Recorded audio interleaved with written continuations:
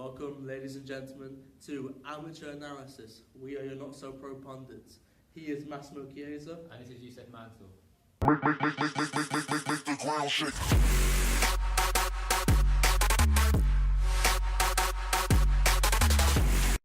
Now first, let's get on to Everton-Arsenal. What a match. What a match indeed. Arsenal took the early initiative, getting a 1-0 lead thanks to Ashley Williams' own goal. Controversial, might have been Sanchez's goal, who knows. I mean, they awarded it to Sanchez, but we saw the deflection from Ashley Williams. It was on target, but would have gone in? I don't think so. I mean, it really summed up how the beginning of Everton's game was. Not only just the beginning of Everton's game, but the beginning of Everton's season. I think Ashley Williams was completely at fault for the goal. His arms were behind his back, reducing his mobility. He couldn't move and clear the ball in time. What do you think about Everton's comeback, though?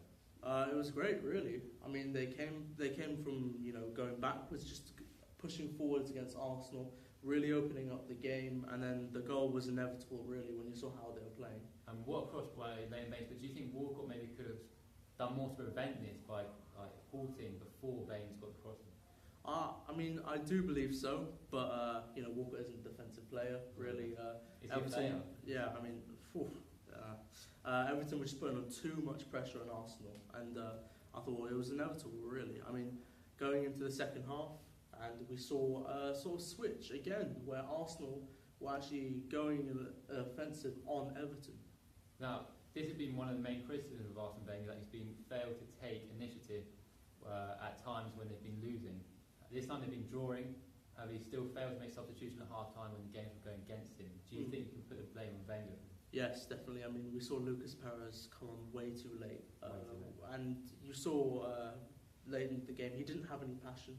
He didn't have any fight for the game. I think that's a change that should have come much earlier. Yeah. And finally, of course, Williams redeemed himself getting the goal from the corner. Great header, but could the defending be better? I'd say so, definitely. They shouldn't have conceded a second corner. It was typical Arsenal. They were not strong enough at the back. They were weak, and it just wasn't good enough, really. Of course, the last-ditch defending at the end for Everton. But how do you see this affecting Arsenal in the future? Do you think they can still mount a title challenge? Not with the missing parts of the Arsenal team. I mean, we saw Ozil 2 times in front of goal, just sky on top. You've got a question: if there's a Costa there, if there's a world-class striker like even Defoe, will they be finishing their dinner there? Now, if Arsenal dropping points against Everton, it puts Chelsea in pole position to go 6 points clear at the top. They're playing a tough Sunderland side away from home with the likes of Jermaine Defoe on fire this season. Do you think they might struggle? We saw them struggle against West Brom. It was a goal from Costa that barely came due to a mistake from Macaulay. Now, if Chelsea really want to win this league, they've got to be dominant against teams at the bottom. And I think they should come out and they will dominate Sunderland and win the game convincingly. I think it has to be Fabregas to start this game. He showed with his assist when he came on that he has more creativity than Matic. And in a game like this, I think it would be perfect on the defence. What do you think? I completely agree. We saw Matic against West Brom. He wasn't at his best. I don't think he's fully recovered. And why not? When you're against Sunderland, you can experiment, and Conte needs to do that. Of course, it's also a key game for Sunderland. They are battling very hard at the bottom of the table. Do you think if they lose this game, this could have serious consequences on their relegation plan? I mean, it is against top of the league, and they're not expected to win. But we see that Sunderland are really they need points, and I think they might actually get relegated. Good.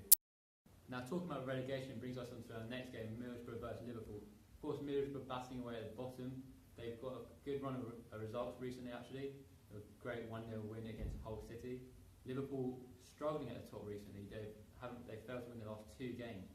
Do you think Liverpool can seriously mount a title challenge again? They need to win here. I mean, they need to prove that they can beat not only the big teams but the small teams. They've proven this season that they can be giant slayers. But when you're losing Coutinho, can they cope? That's the real question, and they haven't really proven that yet. I think it's a must-win for Liverpool. But even without Coutinho, you've got to question their defence and their goalkeeping.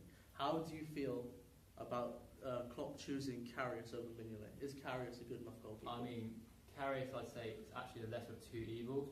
He's been very poor in recent games. Maybe Mignolet should be earned a recall. However, I think Klopp has to stand by Karius. Of course, he's been at fault for Pyatt's free kick in the last game. His position was all over the place. He didn't start Wolves. He doesn't take command over his position as well. And I think that leads into a shakiness of the Liverpool back four. And this is why they conceded so many goals recently. What do you think? I completely agree. I mean, when you have a goalie without any experience, you need to just give them some time to get into that position. And really, they need to bulk up their defence to give Karras some confidence at the back. Now, talking about Borough though, do you reckon they need to invest in January and buy enforcement for a striker? Negreira's been okay this season, but he lacks pace up front. And with Adama Traore only being young and lacking experience and the finished product, do you think they need to invest in a striker? I mean, definitely. Borough have done really well for themselves coming up from the Championship. I think everyone expected them to watch worse than they actually have. But they do need to invest. They need to become more of a solid Premier League side if they want to stay up for the season. Thank you for watching, guys. Moving on, Amateur Analysis. See ya.